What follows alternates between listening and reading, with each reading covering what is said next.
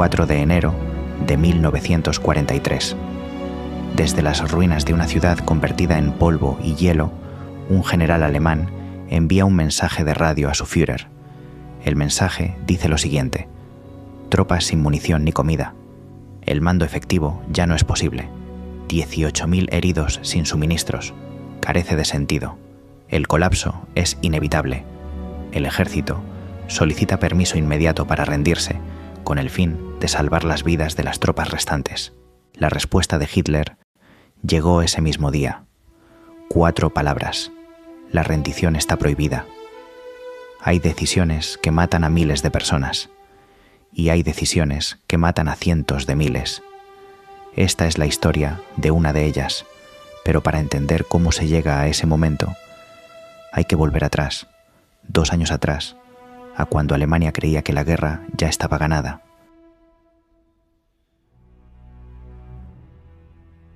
En septiembre de 1939, Alemania inició la invasión de Polonia. La Segunda Guerra Mundial acababa de comenzar y, sobre el papel, el ejército alemán parecía imparable. Tanques, aviones y divisiones mecanizadas avanzando a una velocidad que Europa nunca había visto. Pero había un problema, uno que no aparecía en los mapas ni en los discursos de propaganda: petróleo, porque detrás de cada tanque, cada bombardero y cada kilómetro conquistado, había combustible, y Alemania no tenía suficiente. Al inicio de la guerra, sus reservas apenas alcanzaban las 842.000 toneladas, una cifra preocupante para una potencia que estaba a punto de librar una guerra industrial a escala continental. Los propios estrategas alemanes empezaron a alarmarse. En mayo de 1941, un informe interno del alto mando lanzó una advertencia inquietante. Si el consumo seguía creciendo al mismo ritmo, Alemania podía entrar en una situación crítica en cuestión de meses.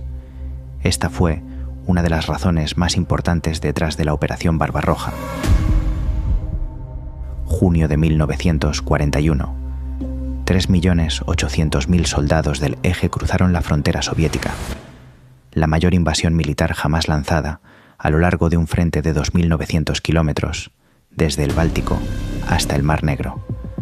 Hitler esperaba una victoria rápida, una campaña relámpago, pero la Unión Soviética no colapsó. Siguió luchando, siguió resistiendo, y, con cada semana que pasaba, el viejo problema volvía a aparecer: el combustible. Porque al sur de la Unión Soviética existía algo que Alemania necesitaba desesperadamente: el Cáucaso, Maikop, Grozny, Bakú. 3 nombres que concentraban alrededor del 80% de la producción petrolera soviética. Aquello no era simplemente petróleo, era movilidad, era industria, era guerra. Y Hitler lo sabía. Años después, una frase atribuida a él resumiría la situación de forma brutal: si no conseguimos el petróleo de Maikop y Grozny, tendremos que poner fin a esta guerra. Así nació la Operación Azul. 28 de junio de 1942. El plan parecía sencillo: 2 ejércitos, 2 direcciones, un único objetivo: ganar una carrera contra el tiempo. El grupo de ejércitos A avanzaría hacia el Cáucaso, hacia el petróleo. El grupo B marcharía hacia el Volga, y allí aparecía una ciudad: Stalingrado. En un principio era un objetivo estratégico. Controlar aquel punto significaba golpear una de las arterias logísticas más importantes de la Unión Soviética. El 28 de julio de 1942, Stalin respondió con la Orden 227, conocida por la frase «ni un paso atrás». Y a partir de ese momento, Stalingrado dejó de ser una ciudad y se convirtió en una obsesión.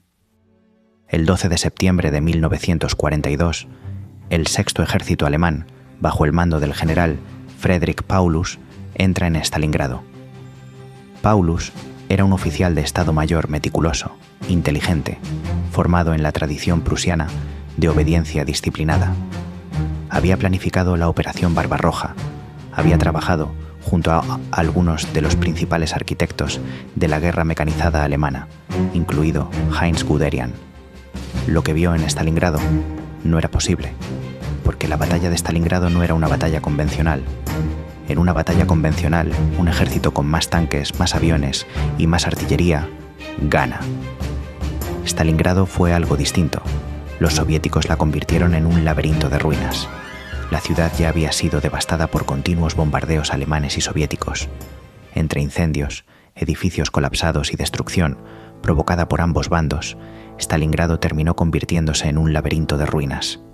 Los soldados alemanes lo llamaron Rattenkrieg, guerra de ratas, hombres arrastrándose por túneles entre cascotes, combatiendo planta por planta dentro del mismo edificio, con los soviéticos en el piso de abajo y los alemanes arriba. El general soviético Vasily Chuikov, que comandaba el 62º Ejército en la ciudad, desarrolló una táctica específica: mantener sus líneas tan cerca de las alemanas que la Luftwaffe no pudiera bombardear sin matar a los suyos propios. Lo llamó abrazar al enemigo. En octubre de 1942, Joseph Goebbels, ministro del Reich para la Ilustración Pública y Propaganda, declaró públicamente que los alemanes habían tomado el 90% de la ciudad. Pero en esas ruinas que quedaban, los soviéticos resistían. El sexto ejército sangraba, y mientras sangraba en las calles, algo ocurría muy lejos de allí, en Moscú. En septiembre de 1942, el mariscal Georgy Zhukov y el general Alexander Vasilevsky presentaron a Stalin una propuesta. No querían reforzar Stalingrado directamente, querían rodearla. Zhukov y Vasilevsky habían identificado algo que los alemanes ignoraban deliberadamente. Los flancos norte y sur del sexto ejército no estaban protegidos por unidades alemanas. Estaban protegidos por el tercero y el cuarto ejércitos rumanos. Aliados de Alemania, sí, pero aliados muy distintos. El equipamiento rumano era, en gran parte, obsoleto. Parte de la artillería era de tracción animal.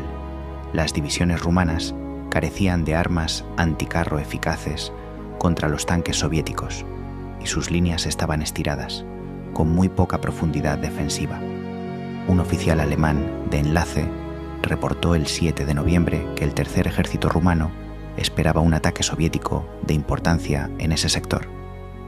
El informe llegó al alto mando alemán. Nadie actuó. Zhukov y Vasilevsky visitaron a Stalin el 13 de noviembre para presentarle los planes finales. Stalin dio su aprobación.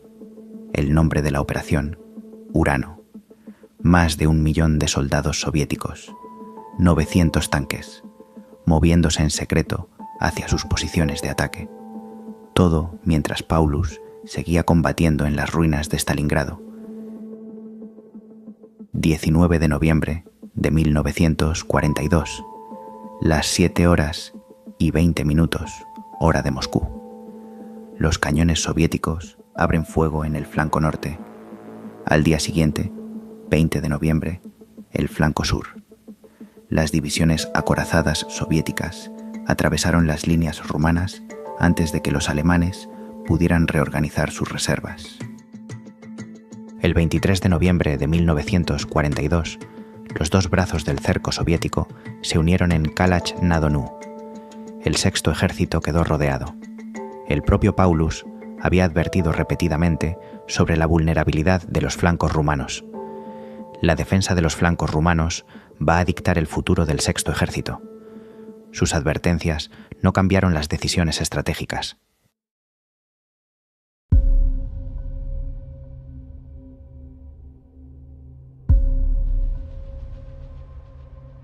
El 22 de noviembre de 1942, la noche en que el cerco estaba a punto de completarse, Hitler envió una orden.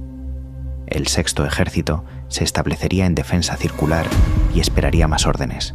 La zona ocupada se llamaría desde ese momento Fortaleza Stalingrado. Paulus envió una petición urgente esa misma noche. Necesitaba libertad de maniobra para intentar una ruptura hacia el suroeste.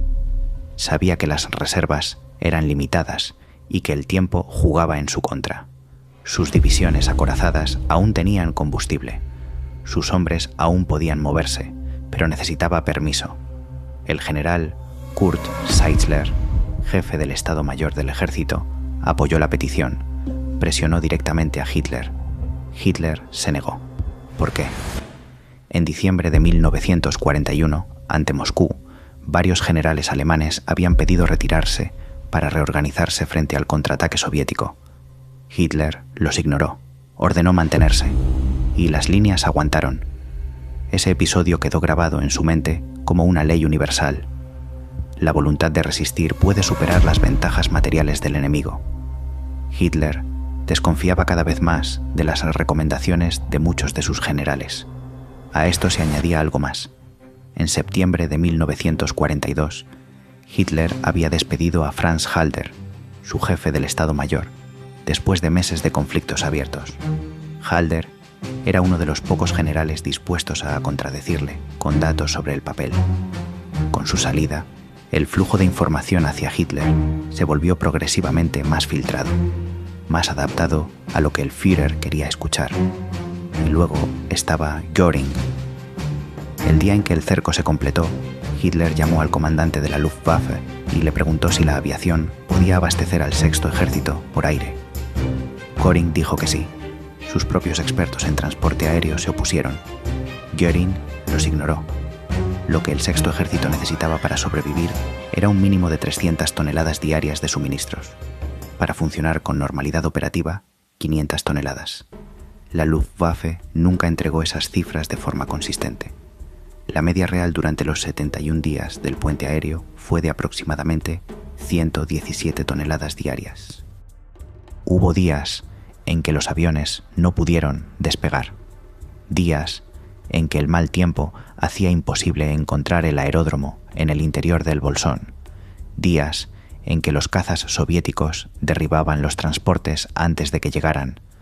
Pero Hitler tenía la promesa de Göring, y con esa promesa la decisión estaba tomada. El Sexto Ejército no se retiraba. El 12 de diciembre de 1942, el mariscal Erich von Manstein lanzó la Operación Tormenta de Invierno. Un grupo de ejércitos blindados rompía las líneas soviéticas desde el sur para abrirse paso hasta el Bolsón. Sus tanques avanzaron más rápido de lo que los soviéticos esperaban. El 19 de diciembre, las divisiones blindadas de Manstein se encontraban a 48 kilómetros del perímetro del cerco. En el Bolsón, los soldados de Paulus podían escuchar los cañones de la columna de rescate. Para que la operación funcionara, existía un plan paralelo, la Operación Trueno. El Sexto Ejército abriría el cerco desde dentro, avanzaría hacia el sur y enlazaría con Manstein. Manstein envió a su jefe de inteligencia, el mayor Hans Eismann, en avión hasta el interior del Bolsón para convencer a Paulus de iniciar la ruptura. Paulus escuchó a Eismann e insistió en que no podía abandonar Stalingrado sin autorización expresa de Hitler. No porque no entendiera la situación, sino porque Hitler no había dado permiso explícito para abandonar Stalingrado, y Paulus, formado durante décadas en la cultura de obediencia absoluta a la cadena de mando del ejército prusiano, no estaba dispuesto a actuar unilateralmente contra una orden directa de su comandante supremo. Mientras tanto, los soviéticos lanzaron la Operación Saturno Menor el 16 de diciembre, atacando las posiciones italianas al noreste de Manstein.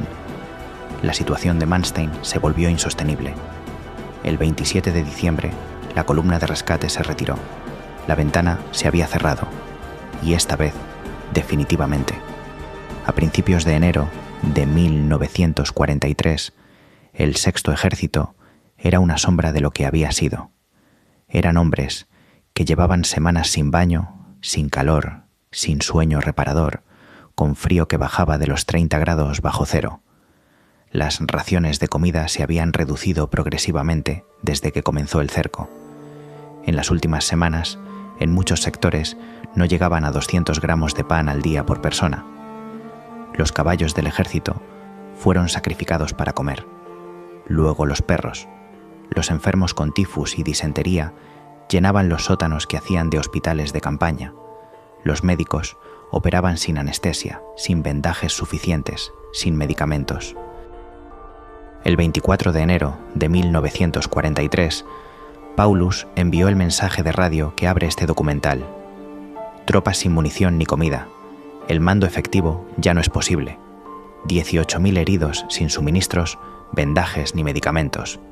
La defensa adicional carece de sentido. El colapso es inevitable. El ejército solicita permiso inmediato para rendirse, con el fin de salvar las vidas de las tropas restantes. La respuesta de Hitler, ese mismo día.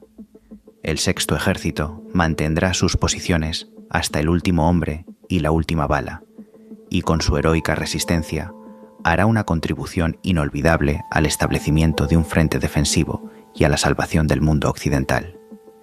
Una semana después, el 30 de enero de 1943, Hitler ascendió a Paulus al rango de mariscal de campo. El mensaje implícito era conocido por cualquier oficial del ejército alemán. En la tradición militar alemana existía la idea de que un mariscal de campo no debía rendirse. Era una invitación al suicidio. Paulus se rindió al día siguiente. Los últimos focos de resistencia alemana cesaron pocos días después. El 2 de febrero, los últimos reductos alemanes en el norte de la ciudad se rindieron también. La batalla de Stalingrado había terminado. Más de 200 días de combate. Aproximadamente 91.000 soldados alemanes y de sus aliados quedaron prisioneros, incluyendo 22 generales. La mayoría llegó a los campos soviéticos ya en un estado de deterioro extremo, desnutridos, enfermos, con heridas sin tratar. De esos 91.000, entre 5.000 y 6.000 regresaron algún día a Alemania. El último lo hizo en 1955, 12 años después de la rendición. En Berlín, el régimen nazi decretó 4 días de luto nacional. Era la primera vez que el Tercer Reich reconocía públicamente una derrota de esta magnitud. Y algo en la psicología colectiva de Alemania, esa fe ciega en la invencibilidad que Hitler había construido durante años de victorias rápidas, comenzó a resquebrajarse. Después de Stalingrado, la imagen de Hitler como estratega infalible, esa imagen que él mismo había cultivado durante años de victorias en Polonia, Francia, los Balcanes, murió en las ruinas del Volga.